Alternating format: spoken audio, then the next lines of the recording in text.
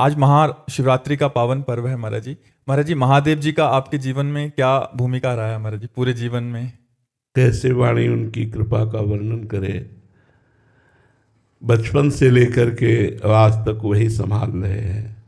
भगवान शंकर की ही कृपा से जिस कुल में जन्म हुआ वहाँ के आराध्य देव भगवान शंकर, शैव उपासना, ब्रह्मचर्य, महावाक्य, काशी का सेवन, काशी से वृंदावन, वृंदावन में प्रिया प्रीतम की उपासना, सर्वस्व महादेव जी की कृपा से हुआ है। सब भगवान विश्वनाथ जी की कृपा से हुआ।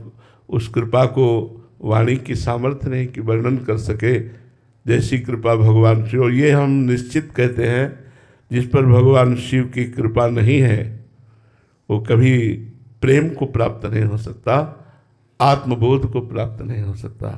दोनों बातें, जहाँ पर कृपा न करें पुरारी, सो न पाओ मुनि भगति हमारी।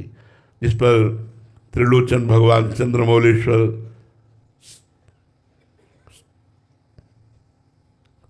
शिव जी की कृपा नहीं हो, भगवत प्रेम प्राप्त नहीं कर सकता। और फिर आत्मबोध के लिए तो स्वयं शंकराचार्य के रूप में प्रकट हुए। वही संपूर्ण चराचर जगत के गुरु हैं।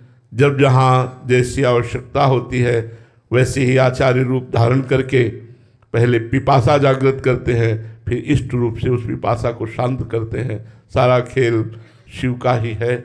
वही सर्वोपरि परम तत्व विविध रूपों में प्रकाशित हो रहे हैं। एक ही तत्व है, तत्व दो नहीं है, एक ही परम तत्व है। हाँ, रस का रसास्वादन कराने के लिए, जैसे एक ही दूध के बहुत प्रकार के मिष्ठान बनते हैं, उनका स्वाद अलग अलग रस विशेष हो जाता है, ऐसे ही एक ही परमात्मा तत्व भगवान शिव अपने रसास्वादन का रसास्वाद कराने के लिए विविध रूप धारण किए हुए हैं। वही प्रिया प्रीतम है, वही सियाराम है, वही सर्वस्व हैं, उनके सिवा कोई नहीं है। तो उन्हीं का ही सर्वोपरि कृपा प्रसाद हृदय में जागृत हुआ। उसी कृपा प्रसाद से रासलीला का दर्शन, रासलीला से वृंदावन की प्रति जिज्ञासा, वृंदावन भेजना, वृंदावन का संपूर्ण वैभव, ये सब देवादिदेव महादेव की कृपा से ही प्राप्त हुआ है। हम इतना ही कह सकते हैं कि वो हमारे थे, हैं, रहेंगे, उनके सिवा कोई नहीं। हाँ, ये उनका लीला विलास है कि वो किस रूप में अब हैं, वो क्या वही थे, वही हैं, वही रहेंगे। दूसरों न कोई, वही दूसरा नहीं है, वही सब रूपों में विराजमान है।